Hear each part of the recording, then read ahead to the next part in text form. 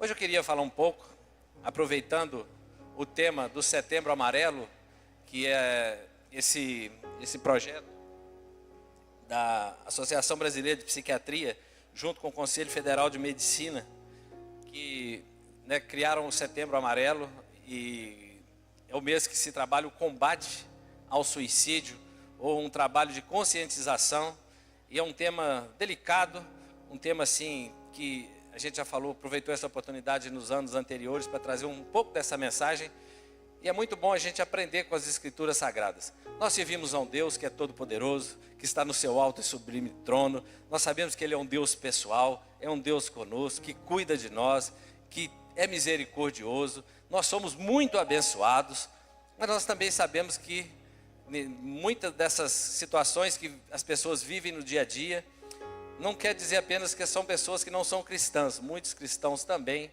têm suas dificuldades, e a gente sabe que muitos chegam a pensar nessa questão que nós trabalharemos nessa noite, que é o suicídio. Eu queria só falar rapidamente, nós temos um projeto aqui na igreja que nós chamamos de Movimento Amor.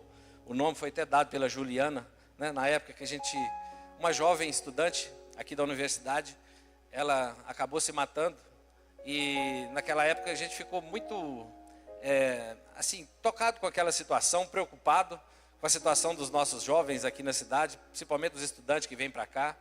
E a gente então pensou em fazer um movimento, de alguma forma poder chegar nessas pessoas, porque nós ficamos sabendo que o que motivou naqueles dias, realmente ela chegar em vias de fato de perder a sua vida ali, foi porque ela queria ir embora no Natal para sua casa lá no Pará. Ela não tinha recurso para ir.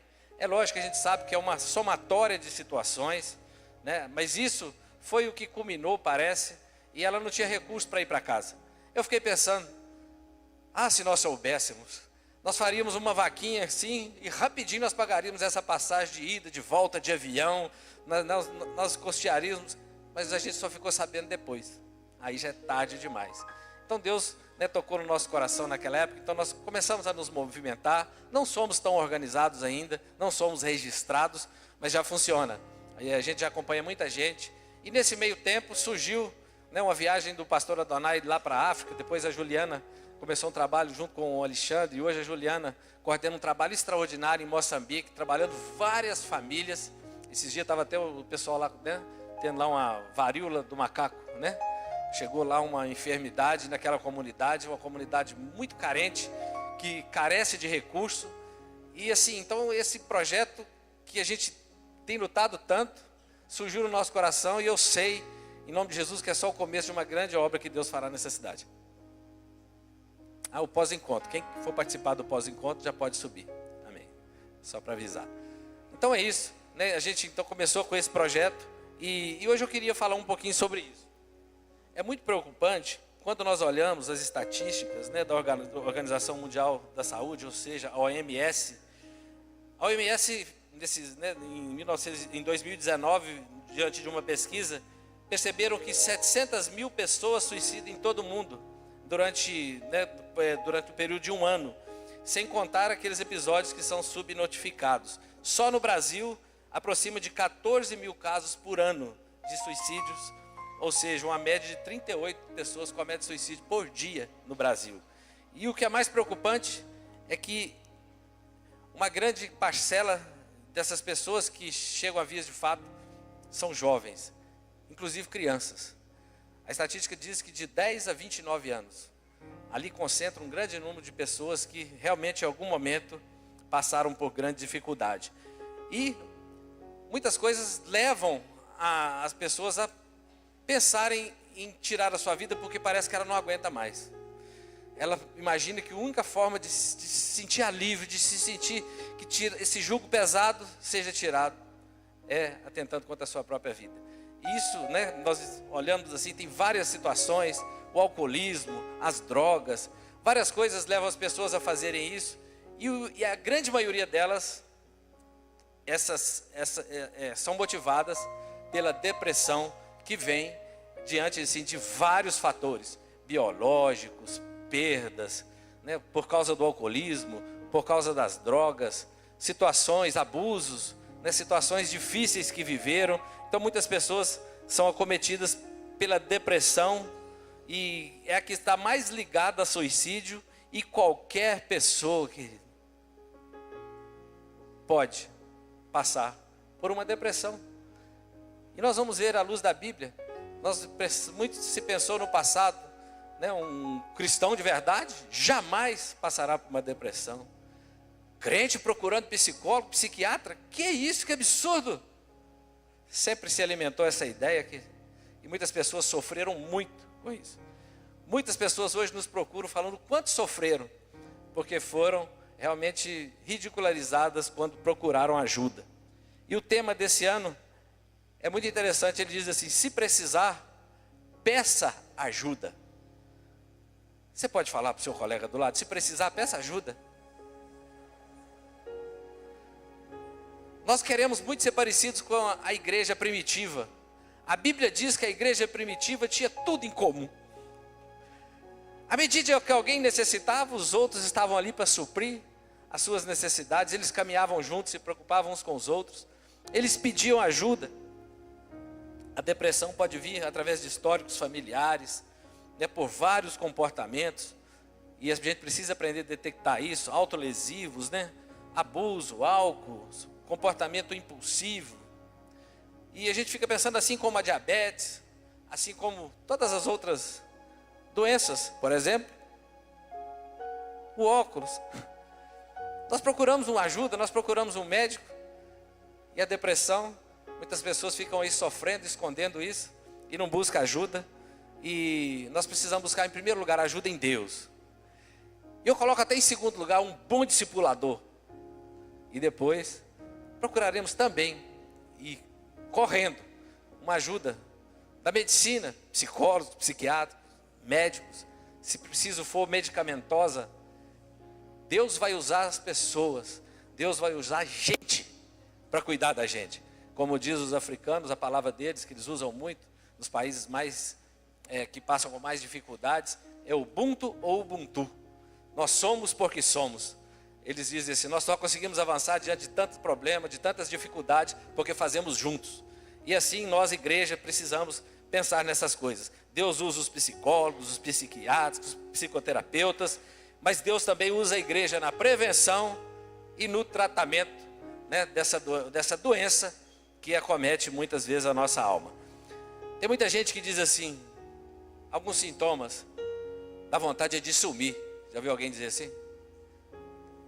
Não aguento mais viver, não tenho mais esperança, não tenho mais sonhos, nada faz sentido, tem uma dor que não passa, parece que eu estou sufocado ou sufocado. A angústia parece que sufoca a pessoa, parece que ela perde a respiração, ela tenta buscar ar e não consegue.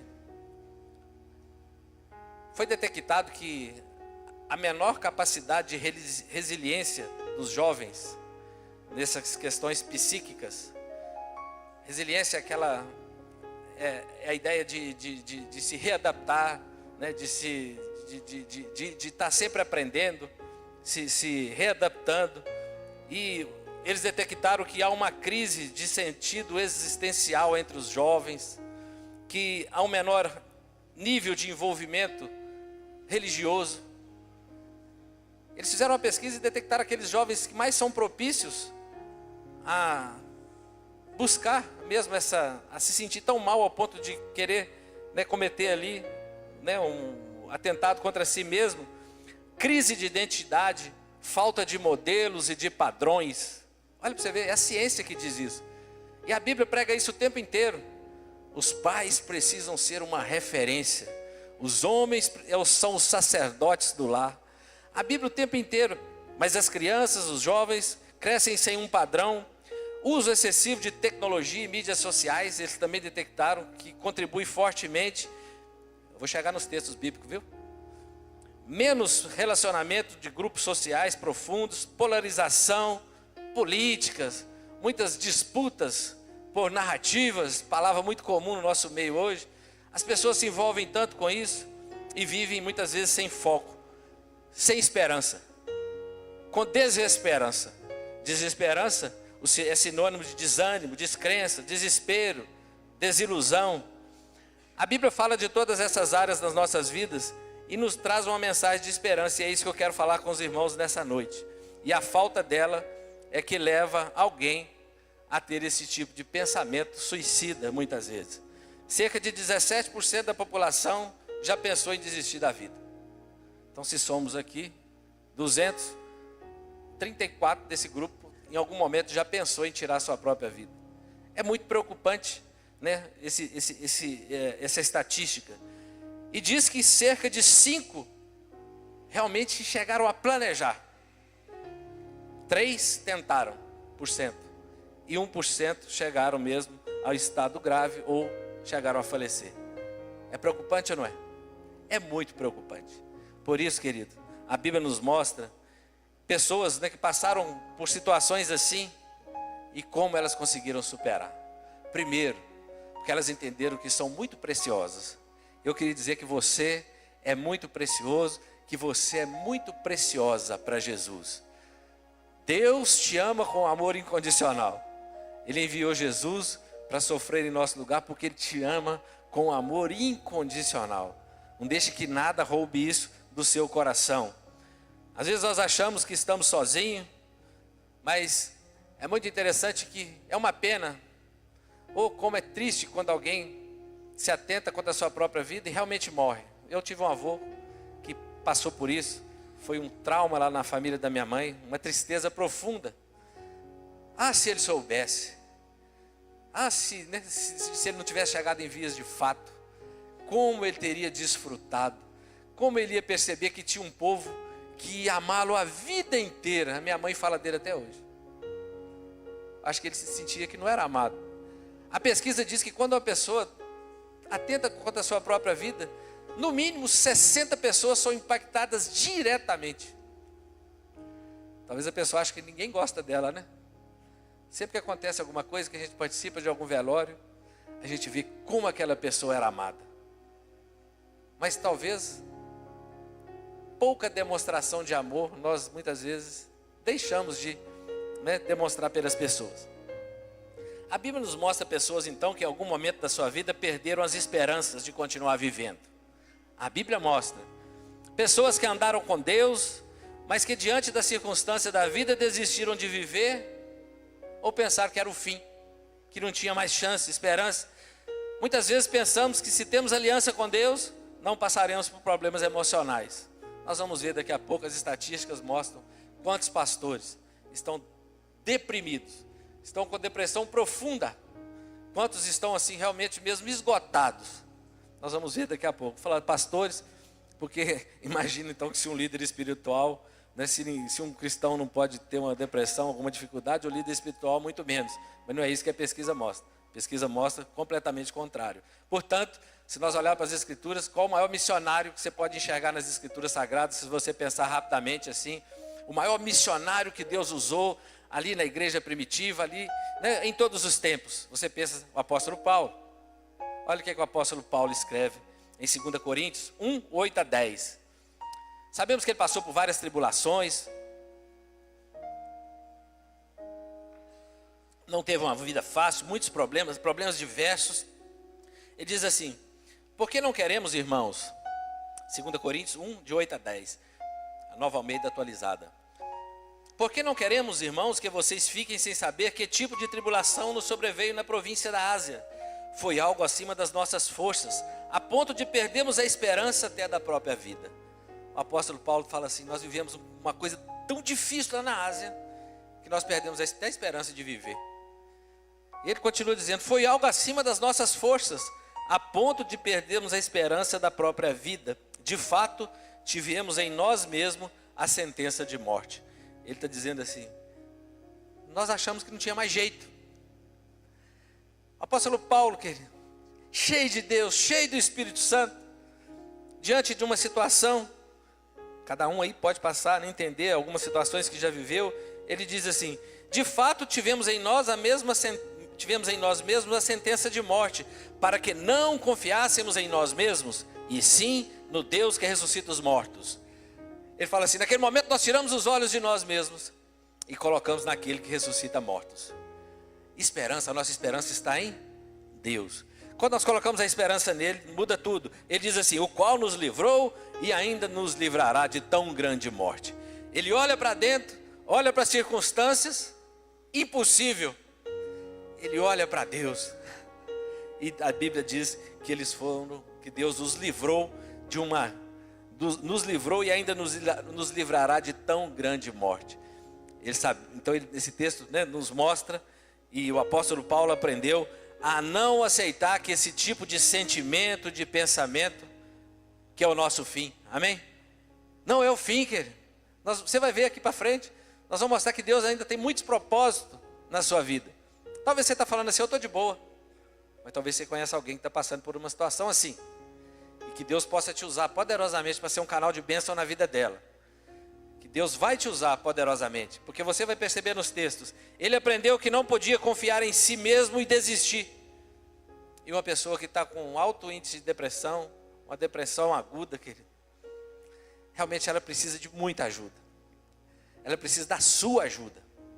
Ela precisa de Deus, mas ela precisa também da sua ajuda. As circunstâncias, os pensamentos, né, não lhe dão esperança, mas o apóstolo Paulo diz que ele continuava crendo. E é interessante que ele escreve em 2 Coríntios 1:3-4, ele já havia escrito antes, né? Ele apresenta quem era o Deus que ele confiava. Ele diz assim: bendito seja o Deus e Pai de nosso Senhor Jesus Cristo, o Pai de misericórdias e Deus de toda consolação. Quando ele fala misericórdia, nós sabemos que as misericórdias do Senhor se renovam a cada manhã, todos os dias. Nós sabemos que as misericórdias do Senhor para conosco, para que não sejamos consumidos. Misericórdia vai muito além de Deus sentir apenas uma dosinha de nós, de se compadecer de nós. Misericórdia dá ideia de um Deus que se compadece, mas um Deus que cuida, um Deus que provê, um Deus que sustenta, um Deus que te entende, um Deus que vai te fazer levantar, um Deus que vai caminhar com você, um Deus que nunca nos abandona. Então quando ele fala misericórdia aqui, é muito mais amplo do que nós achamos que é simplesmente Deus compadecendo. É um Deus que compadece e age lá no profundo do coração do Caleb. Sim ou não, Caleb? Sabe aquele dia que você está sozinho lá no seu quarto, orando, triste, abatido? A Bíblia diz que você está lá orando e o Senhor te vê lá no secreto. Sabe aquele Deus que não nos abandona? Ele não está ouvindo simplesmente o que você está falando, porque ele já sabe, mas ele quer ouvir. Mas ele não está só ouvindo, ele está presente. A Bíblia diz, esse texto quer dizer que é um Deus presente que vê e te recompensará. É um Deus que vê e diante das suas misericórdias ele vai nos recompensar. Então ele começa a dizer assim: é ele que nos consola em toda a nossa tribulação, para que pela consolação que nós recebemos de Deus possamos consolar o que estiverem em qualquer espécie de tribulação. Então a primeira coisa, Deus quer te curar, quer te restaurar, porque Ele tem muita gente para você ajudar a cuidar, amém? Para você ser canal de bênção na vida de muitas pessoas. Por isso Deus quer trabalhar primeiro no seu coração, transformar a sua situação, te mostrar o quanto é precioso. E agora Ele está dizendo assim: e passamos a consolar os que estiverem vivendo em qualquer espécie de tribulação. Eu fiquei pensando, falar sobre depressão, como lidar, é muito fácil, né? E como lidar com a depressão e a falta de esperança? Eu fiquei pensando, primeiro, crendo em Deus e Pai de nosso Senhor Jesus Cristo, como diz o apóstolo Paulo, porque Ele conhece as nossas limitações. Você pode dizer com isso comigo? Ele conhece as minhas limitações. O Senhor conhece, querido, as suas limitações. Ele sabe que você não é tão forte assim. Ele sabe que você não é essa grandeza toda que você tenta demonstrar. Ele te conhece quando você está sozinho. Você não é essa fortaleza toda. Ele sabe como nos consolar. Você pode dizer comigo? Ele sabe como me consolar. E a mais poderosa agora: e Ele ainda tem planos na minha vida. Pois é, querido. Por isso nós não podemos desistir. Porque é um Deus que tem planos e projetos. Ele planejou quando você ainda era uma figura informe. A Bíblia nos fala de um personagem chamado Moisés. Moisés passou por momentos de grande estresse, cansado, conduzindo aquele povo do Egito para a terra prometida. Um povo reclamão, um povo que muitas vezes estressava aquele homem de Deus. Ele ali meio que sozinho até então. E as pessoas começam a pedir carne no deserto. Milhares, milhões de pessoas, nômades, caminhando, dormindo em barracas, e começa a pedir carne. E ele vai dizer, em Números capítulo 11, versículo 10, Moisés ouviu gente de todas as famílias se queixando, cada uma à entrada da sua tenda. Então acendeu a ira do Senhor, e isso pareceu mal a Moisés. E ele perguntou ao Senhor: por que trouxeste este mal sobre o teu servo? Foi por não te agradares de mim, que colocasse sobre os meus ombros a responsabilidade de todo este povo? Ele chegou para Deus e falou: Senhor, colocou esse povo todo sobre as minhas costas? O Senhor não gosta de mim? Por que isso? Por acaso fui eu que os concebeu? Fui eu que os trouxe à luz? Eu sou pai desse povo? Não foi eu que gerei eles não. Ele chega diante de Deus, ele estava esgotado, estressado diante de Deus. Por que me pedes para carregá-los nos braços, como uma ama carrega um recém-nascido, e levá-los à terra que prometeste, sob juramento, aos seus antepassados? Onde vou conseguir carne para este povo? Eles ficam queixando contra mim, dizendo: dê-nos carne para comer. Já pensou?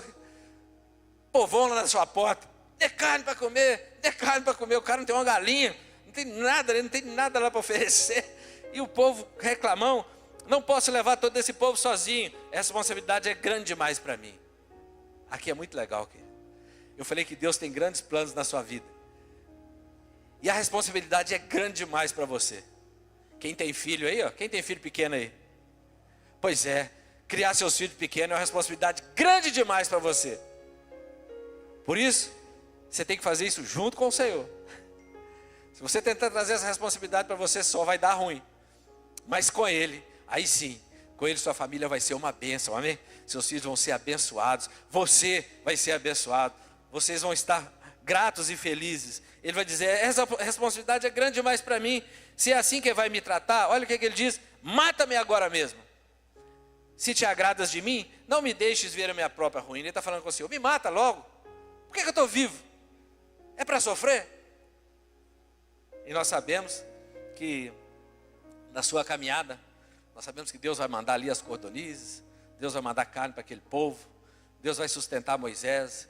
O seu sogro Jetro vai falar: meu filho, você não pode fazer isso sozinho, você precisa dividir aí, montar umas equipes para ajudar a cuidar desse povo, estratégias, querido. Então agora havia, né, uma grande equipe de líderes, e aquele foi fragmentado, aqueles grupos de pessoas, para que Moisés pudesse agora também ter lá o seu momento, pelo menos para dormir em paz.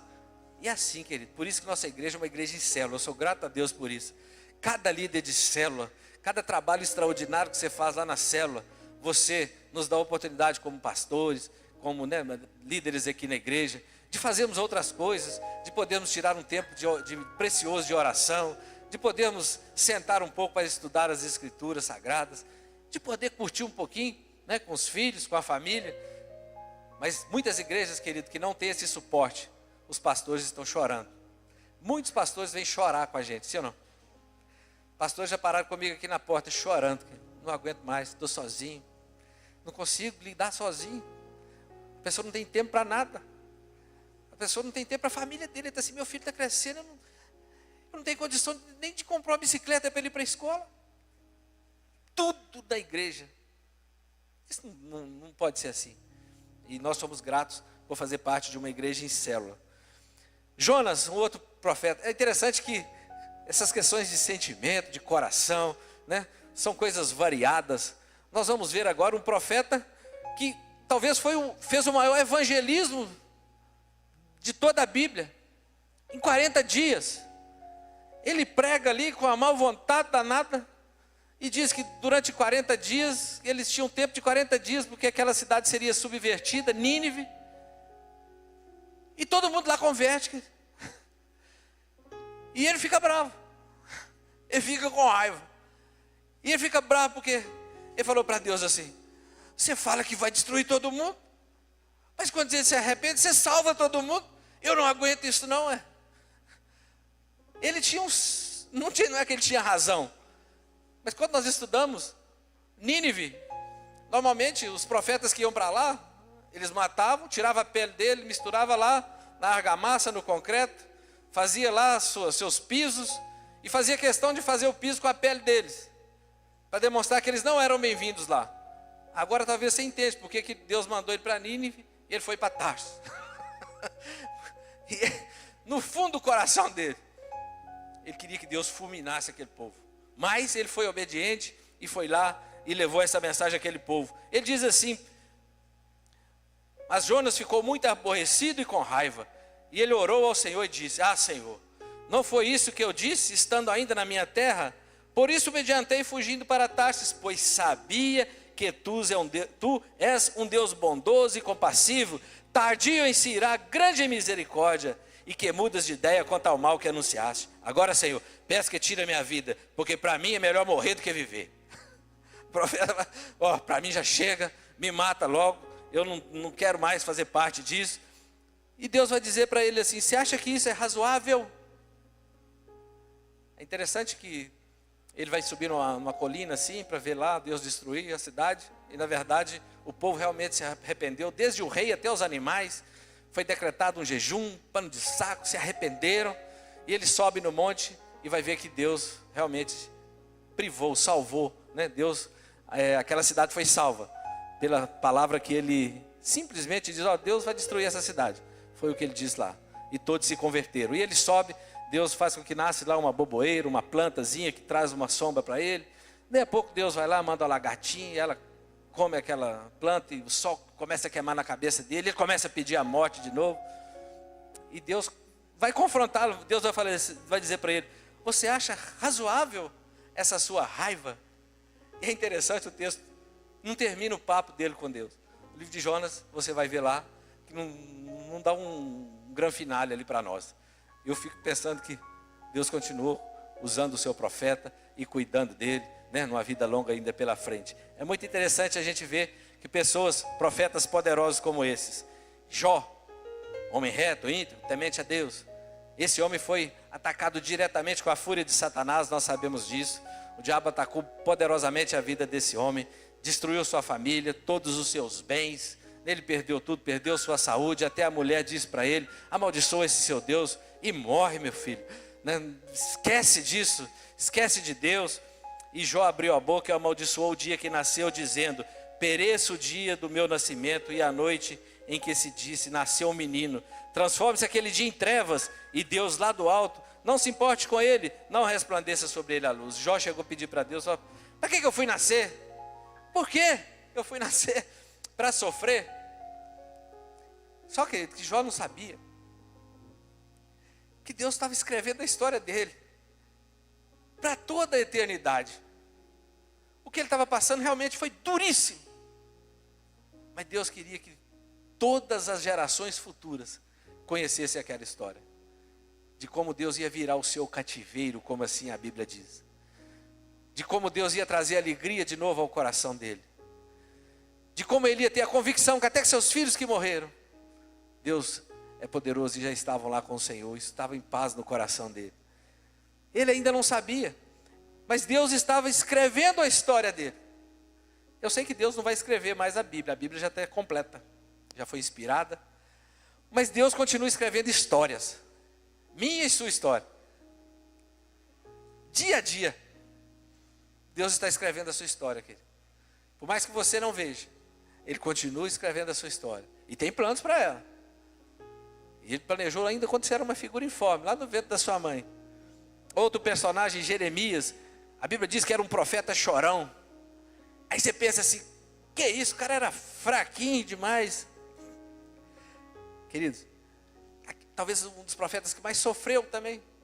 Pregou durante décadas. Ninguém atentou para a mensagem dele. Entrava no ouvido, saía no outro. Foi espancado, machucado. Viveu a maior crise de Judá, perseguido, castigado, humilhado. Ele vai dizer: por que eu fui nascer nessa época? Ele vai dizer assim: maldito o dia que eu nasci. Por que não me matou no meu ventre materno? Nós estamos falando de Jeremias, querido. Profeta poderosíssimo de Deus, um homem de Deus poderoso. Por que saí do ventre materno tão somente para ver trabalho e tristeza e para que se consumam de vergonha os meus dias? Mas lá em Lamentações, Jeremias, ele vai escrever no capítulo 3, 21. Ele está diante disso tudo. Ele diz assim: mas eu quero trazer algumas coisas da minha memória. Você precisa estar sempre buscando, trazendo coisas da sua memória do que Deus pensa a seu respeito. Quero trazer à memória o que pode me dar esperança. Você precisa trazer à sua memória aquilo que te dá esperança. Vou falar de novo. Você é muito precioso. Você é muito preciosa para Deus. Mas muito. Ele pegou o que tinha de mais precioso e entregou para mim e para você, que é Jesus. Ele diz assim: as misericórdias do Senhor são a causa de não sermos consumidos, porque as suas misericórdias não têm fim. Renovam-se cada manhã, grande é a sua fidelidade. A minha porção é ao Senhor, diz a minha alma, portanto esperarei nele. O Senhor é bom para os que esperam nele, para aqueles que o buscam. Bom é aguardar a salvação do Senhor, e isso em silêncio. Isso é fantástico, querido. Ele diz aquela situação toda, ele abre seu coração diante de Deus, ele chora diante de Deus. Ele tinha uma mensagem para aquele povo, uma mensagem dura.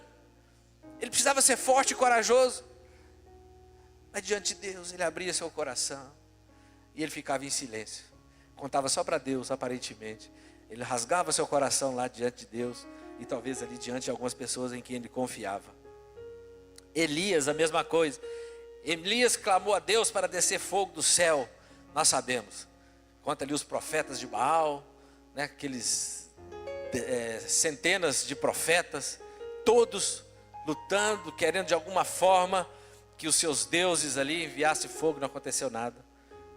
E nós sabemos que Elias então clama a Deus, e Deus ali manda fogo do céu, e aqui todos aqueles profetas são passados ao fio da espada, e ele começa a ser perseguido. E aqui é uma rainha, Jezabel, aquela rainha maldosa, né? Uma referência ali do mal, e diz que faria o mesmo que ele fez com os profetas, faria com ele.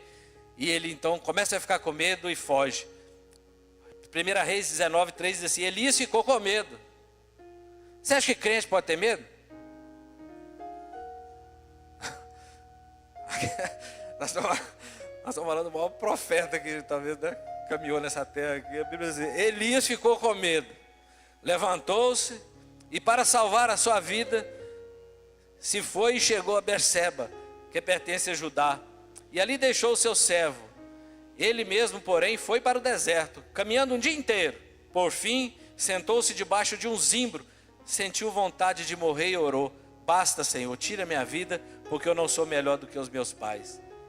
Ele começou a olhar para ele e perceber que tudo aquilo que havia acontecido, e isso é legal entender isso, ele percebeu que tudo aquilo que aconteceu foi porque Deus Todo-Poderoso, usando ele, fez. Mas ele olhava para ele, ele entendia que não era perfeito, entendia que era um homem comum. Tiago vai dizer que Elias era um homem comum como nós, mas ele orava e Deus agia. Ele era um homem de Deus. Mas aqui a Bíblia diz que ele tinha com medo, fugiu e pediu a morte. Deitou-se e dormiu debaixo de um zimbro, ou de uma moita, ou de um arbusto. E eis que um anjo tocou nele e lhe disse: levante-se e coma. Como é que nós tratamos uma pessoa que está em depressão? Deixa de ser mole. A pessoa, se o anjo chega para ele: ô meu filho, para com isso. Deixa de ser molenga. Deixa de ser um fraco. Não é isso não. A Bíblia diz que o anjo tocou nele e diz assim para ele: levante-se e coma. Elias olhou, viu perto da sua cabeça um pão assado sobre pedras em brasas, um jarro de água, comeu, bebeu e tornou a dormir. Eu não sei se você já trabalhou com alguém que está passando por depressão. A pessoa tem um senso de desvalor. Ela realmente é uma luta constante contra ela mesma. Agora, quando você chega agora, aquele suquinho geladinho, hein, pastor César? A pessoa está lá batida, não quer nem saber de levantar, não quer nem ver a claridade. A última coisa que ela quer é que você chega lá julgando ela, falando que por que ela está assim. Agora, se você levar um suquinho geladinho, um misto quentezinho, não precisa fazer muita coisa exagerada, não. O cara não quer também não, né? Levar uma comida pesada, né? Leva uma coisa levinha para ela lá, faz um agradinho, demonstra o quanto você a ama. Elias olhou e viu e comeu. O anjo do Senhor voltou, tocou nele de novo e disse: levante e come, porque a viagem é longa. Então Elias se levantou, comeu e bebeu, e com a força daquela comida caminhou 40 dias e 40 noites até o monte Horebe, o monte de Deus. Ele comeu e também continuou ali a sua fuga, e chegou até esse Monte Horebe. A Bíblia diz que ali ele entrou numa caverna, passou a noite numa caverna. E Deus pergunta para ele: o que você está fazendo nessa caverna, Elias? Deus continua perguntando: por que você está nessa caverna? Você está vivendo assim, querido? Escondido? Lá no fundo de uma caverna, parece que você está abandonado, sozinho, escuro. Parece que você não está conseguindo ver nada. Eu vou te mostrar que tem um Deus que te ama. Um Deus que se preocupa com você. Olha o que esse Deus fez. Ali entrou numa caverna. E o Deus perguntou: o que você está fazendo aí, Elias? Sai daí e fique diante do Senhor no monte. Eis que o Senhor estava passando. Eu estou dando uma resumida aqui. E a Bíblia diz que veio um forte vento que fendia os montes, quebrava as rochas diante do Senhor. Mas o Senhor não estava no vento. Veio uma barulheira.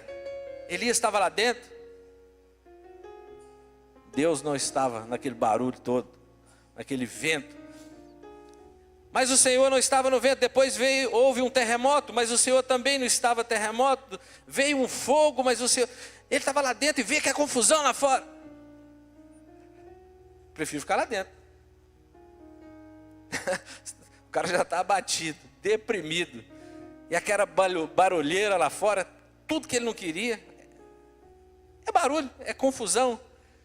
Mas a Bíblia diz assim: mas o Senhor não estava no fogo. E depois do fogo veio o som de um suave sussurro. Quando Elias ouviu isso, cobriu o rosto com o manto e saindo pôs-se à entrada da caverna. Ele ouviu um suave sussurro. Ele ouviu a voz de Deus bem baixinha. O sussurro aqui dá a ideia de uma voz assim, amorosa, sem julgamento, de uma pessoa que está preocupada. A ideia é essa do sussurro. E ele ouviu e ele veio até a porta. Quando Elias, então ele sai e Deus pergunta: o que você está fazendo aqui? E ele vai repetir a mesma frase que eu não li lá atrás, mas ele repete aqui: tenho sido muito zeloso pelo Senhor, Deus dos exércitos, porque os filhos de Israel deixaram a tua aliança, derrubaram os altares, mataram os teus profetas à espada, só fiquei eu, e eles estão querendo tirar minha vida. Ele diz assim: eu estou sozinho, não tem ninguém para me ajudar. Você pode virar para o seu colega e falar: você não está sozinho, eu vou te ajudar. E principalmente, aí você pode fazer assim, ó, Ele vai te ajudar. É Ele, querido, com o seu amor incondicional. Ele vai dizer assim para Elias: então disse a Elias: vá, volte ao caminho para o deserto de Damasco. Chegando lá, unja Azael como rei da Síria. Unja também Jeú, filho de Nissi, como rei de Israel. E Eliseu, filho de Safate, de Abel-Meloá, como profeta em seu lugar. E ele vai dizer lá no versículo 18: e olha, você não está sozinho em coisa nenhuma. Eu também conservei 7.000 joelhos que não se dobraram a Baal, lá em Israel, e toda a boca que não o beijou. Ele está dizendo: você não está sozinho, tem 7.000 pessoas que estão orando e clamando também pela sua vida, pelo ministério, pelo meu povo. Eu fiquei pensando, querido, ele achava que era o fim. Deus disse para ele: não, você tem muito trabalho pela frente ainda. Você vai ungir reis, você vai ungir profetas, e você está achando que é o final da sua vida. Não, querido. Deus tem muito projeto na sua vida ainda. Você precisa terminar de criar seus meninos, você precisa continuar, terminar os seus estudos talvez. Eu não sei o que você precisa fazer, mas não é o fim, querido, é só o começo de uma grande obra que Deus ainda fará na sua vida. E nós sabemos como de fato essas coisas, algumas aconteceram na vida dele e outras aconteceram na vida através do seu discípulo Eliseu, porque a Bíblia diz que Deus amou tanto esse Elias que levou ele embora. Ele nem passou pela morte. Um homem comum como nós, querido, mas que agradou muito a Deus, que teve seus momentos de dificuldade. Não fica com vergonha não fica triste não, se você já passou ou está passando por isso. E se conhece alguém que está passando com isso, aprenda como o Senhor a cuidar bem dela. Demonstre o quanto Deus a ama através da sua ação, através das nossas ações. Para finalizar, e eu trouxe aqui só uns pequenos relatos. Eu ia ler mais um texto, mas eu já finalizo aqui. A pesquisa que eu falei lá no início, ela concluiu algumas áreas para o bem-estar de uma pessoa. E essas áreas, a primeira delas, a Bíblia diz que é a família. E quando as pessoas vêm para a igreja, querido, tem muita gente que não tem sua família próxima, perdeu sua família, ou tem uma família que está realmente desestruturada. Até aqui, presta atenção, até aqui a família foi desestruturada. Mas Deus está te alcançando para Deus reestruturar a sua família, começando a partir da sua vida. É assim que Deus faz. Ah, minha família é desestruturada. Era. Agora não é mais. Agora eu estou com Cristo Jesus. Da agora em diante, não será mais assim. Essa raiva que eu tinha do meu pai, já passou. Agora eu já o perdoei e o amo. Sei que fez tudo errado, mas agora eu o amo. E da agora para frente, é muito legal. Nós ouvimos a história do Marcelo, um testemunho lá em Piranga, ele deu publicamente, por isso posso dizer aqui. Um rapaz, pensa um rapaz que todo encontro com Deus eu gostaria de ter ele na minha equipe, é o Marcelo. O que você pede para ele fazer, ele faz com extrema excelência. Um menino muito simples, muito humilde, estava lá no churrasco dos homens, ele deu testemunho e ele falou assim: olha, eu venho de uma família muito desestruturada, eu tive que cuidar do meu pai alcoólatra, que batia na gente, batia na minha mãe. E eu passei minha juventude, minha infância praticamente cuidando do meu pai. E eu pensei assim, nunca vou poder ter uma família. Nunca. Não sei o que é família. Até encontrar Jesus. Quando ele encontrou Jesus, a gente estava lá. Agora ele casou. Aí ele falou assim, lá nesse testemunho no churrasco. Ele disse assim, a minha esposa está grávida. E ela passou por uma situação igualzinha à minha. Também uma família desestruturada. Ele falou, mas a minha filha não. Da agora para frente a minha filha vai ter um pai que vai ser sacerdote do lar. Vai ter uma mãe que está no mesmo propósito que eu. E nós vamos criá-la, nós vamos amá-la, nós vamos desfrutar agora de uma vida completamente diferente que vivemos. É isso, querido, o cristianismo é isso. Onde Jesus chega, querido, tudo aquilo que nós olhamos para trás, que nos afeta. A depressão é bem assim. Nós olhamos para trás, muitas coisas que nós trazemos, uma bagagem, né, algumas traumas, e nós não conseguimos nem respirar às vezes. Aí nós queremos pular o hoje, já pular no amanhã, mas não tem jeito. Não tem jeito de pular no amanhã, lá no mês que vem, não tem jeito de pular no ano que vem. Você precisa de viver o hoje. É impossível você pular no amanhã, aí você se isola, eu vou viver amanhã, e depois da manhã, não é assim. A vida com Jesus é diária. A Bíblia diz que as misericórdias dele se renovam todos os dias, todas as manhãs. O que é misericórdia? Ele se compadece junto com você, ele te conhece. E agora é aquele que te sustenta, é aquele que te carrega no colo. Lembra da ovelha perdida? Quando você olha aquela história maravilhosa, ele deixa as 99, vai lá, traz no colo, para daqui a pouco que ela esteja inserida de novo no corpo. É assim que Deus faz. Talvez você está olhando para dentro, e está igual o salmista no Salmo 42 e 43. Você está como uma corça que suspira por água. Você está suspirando por Deus. Você precisa muito de Deus, mas está sem força. E hoje você veio no lugar certo. Você está no lugar certo. Porque esse Deus que eu estou falando, desse Deus, Ele é um Deus presente e se faz presente aqui nessa noite, no nosso meio. Ele é um Deus que a Bíblia diz que Jesus é o Emanuel. É o Deus conosco. É um Deus que a Bíblia diz que estaria conosco todos os dias até a consumação dos séculos. Você não está sozinho, você não está sozinha. Deus tem um projeto maravilhoso ainda na sua vida. Junto com seu esposo, junto com seus filhos, junto lá com seus netos. A pesquisa concluiu então que uma das coisas principais é a família, o trabalho, a educação, a religião. Essa felicidade, essa satisfação, a saúde física e mental é importante, né? Cuidar do corpo. Nós precisamos apresentar corpo, alma e espírito irrepreensíveis diante de Deus.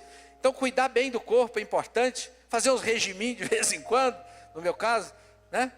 Procurar uma academia, deixar de ser sedentário, né? Cuidar bem dessa estrutura. Mentalmente também, né? Aquilo que se alimenta, salmos, hinos, né? O que você joga para dentro aí da sua mente.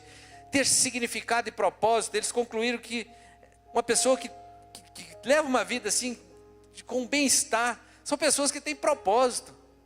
Você precisa colocar no seu coração, eu preciso continuar, porque eu tenho um propósito de abençoar, de criar a nossa família. E não se preocupe, eu mais nada, quando nossos meninos eram pequenos, eu olhava para o futuro e falava, meu Deus, como é que eu vou criar esses meninos? Mas eu preciso criar esses meninos. A gente olha hoje, nossos meninos já cresceram e já se casaram, já nos deram 3 netos, e estou esperando mais, né? Não é questão, elas estão grávidas não, nós estamos desejando mais netos, né? Então eles já cresceram e já estão por aí. E lá atrás o Klinger está ali, ó, a gente ia para o monte orar, né, Klinger? A gente orava lá pelo Klinger, pelos estudos, pela família dele, pela namorada, pela esposa. E eu pedia, ora por mim também, os meus meninos estão crescendo, eu preciso disso, preciso daquilo, diante do Senhor. E o tempo foi passando. E Deus foi abençoando, abrindo uma porta aqui, outra ali, acordando cedo, trabalhando duro, né? E desfrutando. É assim que Deus vai nos conduzindo. Você não precisa de ter muita coisa. Você precisa de realmente, né, ter disposição e um propósito. Caráter e virtude. Aqueles que têm caráter, que têm, né, a gente fala muito sobre isso, né, o caráter protege o talento que Deus te deu. O caráter protege, né, os dons que Deus te deu. O seu caráter, né, protege tudo isso. Então, como você baliza a sua vida para ser um homem ou uma mulher de caráter, né, diante das situações, que tem qualidades, né, isso tudo traz bem-estar na sua vida e bons relacionamentos sociais. Por isso nós estamos na igreja, por isso nós temos as nossas células. Nós cremos que vamos crescer, em nome de Jesus, porque a gente quer que as pessoas venham para serem curadas, restauradas, para desfrutar de tudo isso que o Marcelo falou lá, depois que encontrou com Jesus, que todos nós que já encontramos com Jesus temos um bom testemunho para te dar.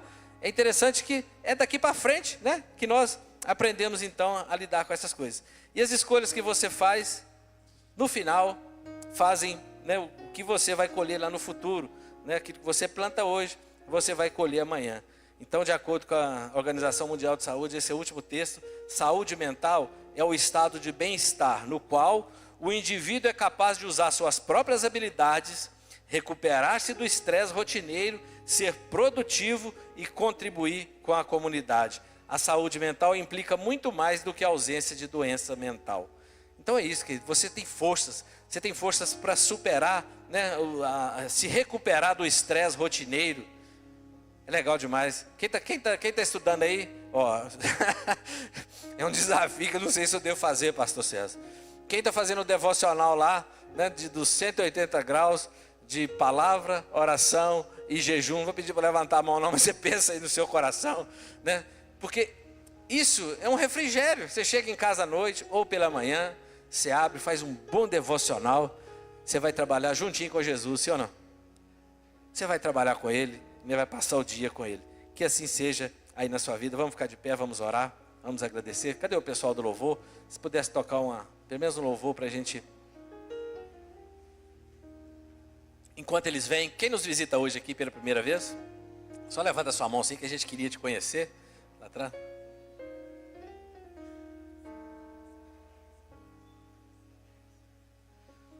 Depois vocês visitam o aplicativo da igreja, que lá tem muita coisa legal, tem devocionais para você. Ali, ó, pessoas que nos visitam. Quem vai... Reginaldo, você pode dar um presente para os nossos visitantes? Como é que nós falamos com os nossos visitantes? Em nome de Jesus, e voltem sempre. Levanta sua mão aí que ele vai levar aí um presente para vocês, um presentinho, uma lembrancinha, para que você possa aí desfrutar e já, talvez hoje, já fazer uma boa leitura aí da palavra de sabedoria da Bíblia. E nós vamos orar. Eu não sei aí se você está passando por momentos assim difíceis, se você está vivendo dias com o coração angustiado, coloca a mão aí no seu coração, que vai representar mesmo aí a sua mente, a sua alma. A Bíblia diz, vou até abrir o texto.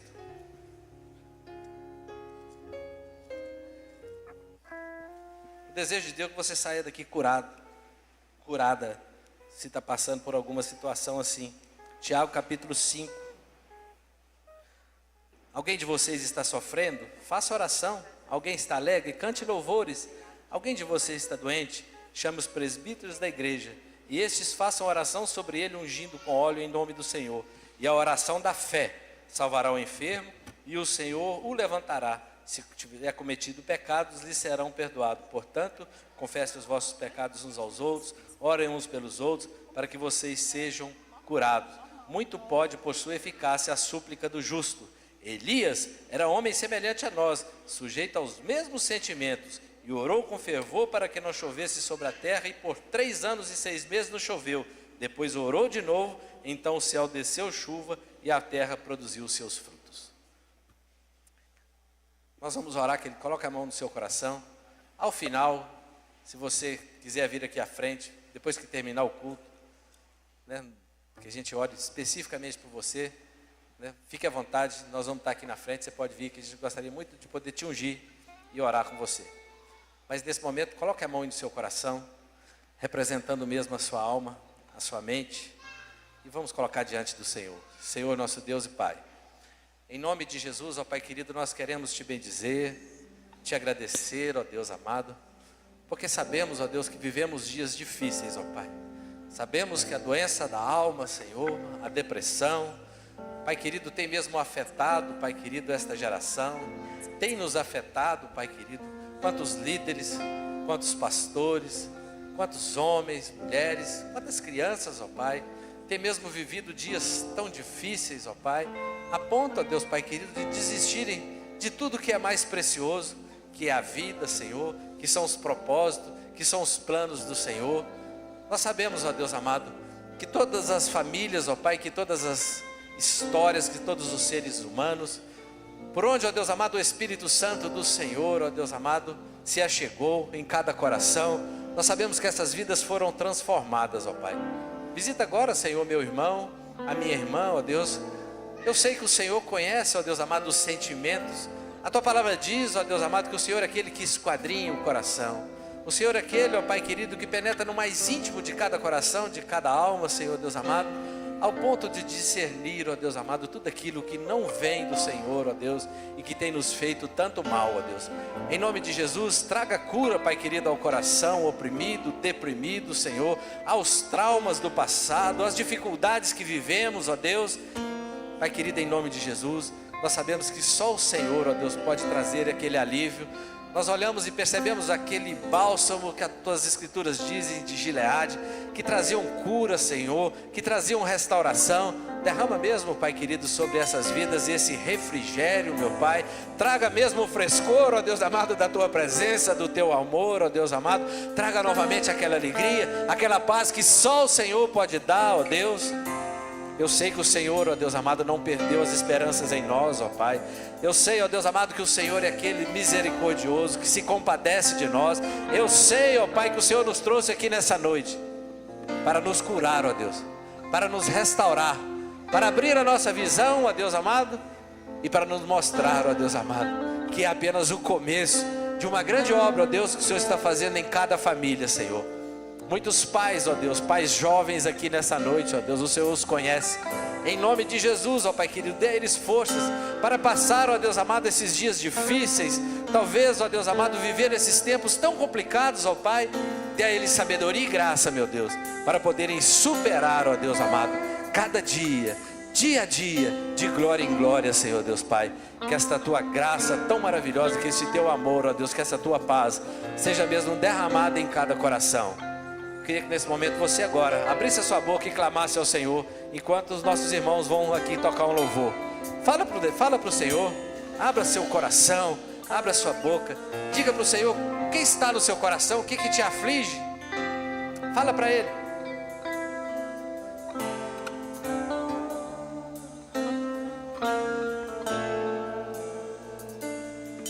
Tu reinas no trono do céu, a criação se prostra aos Teus pés.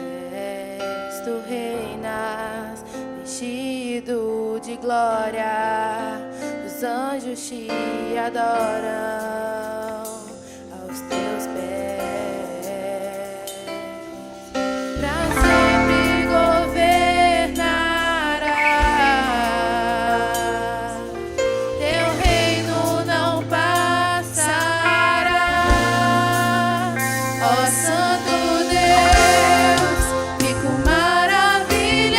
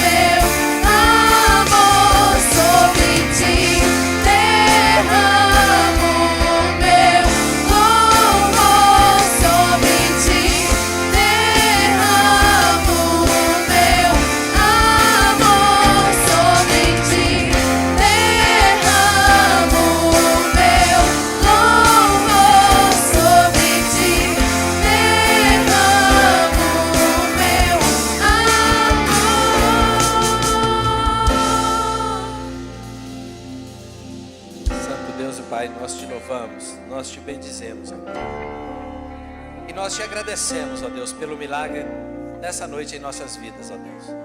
Em nome de Jesus, ó Pai, guarda mesmo esses corações, guarda essas vidas preciosas, ó Pai, no teu esconderijo secreto, Senhor. Em nome de Jesus, ó Pai, nós oramos, te bendizemos e te agradecemos. Amém. Você pode aplaudir o Senhor bem forte nessa noite. Glória a Deus. Nós vamos encerrar. Ao final, sugiro que você abrace aí uma pessoa que você conhece, que você gosta muito, que você entenda que nós fazemos parte de uma grande família. Se você chegou para cá, está vindo para cá por agora, por esse tempo, seja muito bem-vindo e que possa mesmo fazer parte dessa grande família que é do Senhor. Somos um povo só, caminhando no mesmo propósito, juntos para a eternidade.